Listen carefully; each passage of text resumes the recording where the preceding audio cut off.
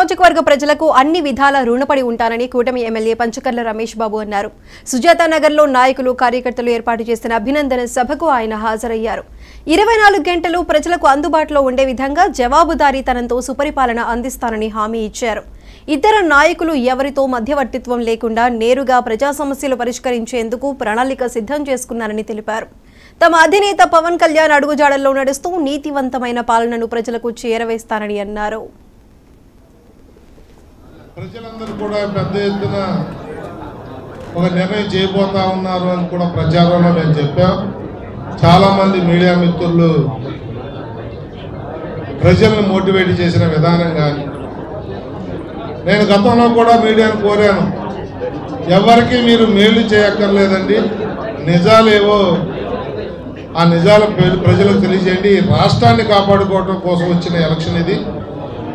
చంద్రబాబు నాయుడు గారు, పవన్ కళ్యాణ్ గారు ముఖ్యమంత్రులు మంత్రులు అవడానికి మేమంతా కాదు. ఇది ఈ రాష్ట్రాన్ని కాపాడుకునే ఎలక్షన్ అని చెప్పాం. దాన్ని ప్రజలు విశ్వసించారు. ఎంత గొప్పగా విశ్వసించారు అంటే భగవంతుడి స్క్రిప్ట్ అంటారు వారి భాషలో.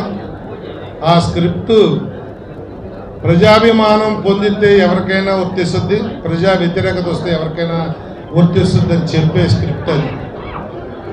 భగవంతుడి స్క్రిప్ట్ బాగా రాశాడు. భగవంతుడికి ధన్యవాదాలు తెలియజేస్తా ఉన్నా.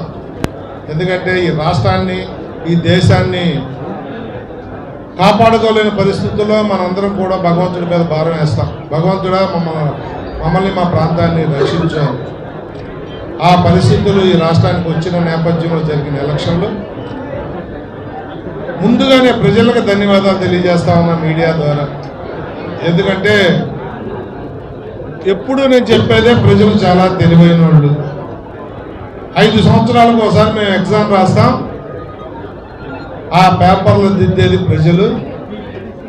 మమ్మల్ని పాస్ చేసినా ఫెయిల్ చేసినా ప్రజలు చేస్తారు, వాళ్ళు న్యాయ నిర్ణేతలు అని చెప్పి. మరి ఎంతో కాముగా ఉంది దేశ విదేశాల నుంచి కానీ ఇతర రాష్ట్రాల నుంచి కానీ ఓటేయటానికి పోటెత్తినట్టు వచ్చిన ప్రజలను చూసి మహిళా ఓటు శాతం పెరిగింది అని చెప్పి కూడా మాదంటే అధికారం మాదని అన్ని పక్షాలు అన్నప్పటికీ కూడా ప్రజల తీర్పు మాత్రం సుస్పష్టంగా ఒకే విధానం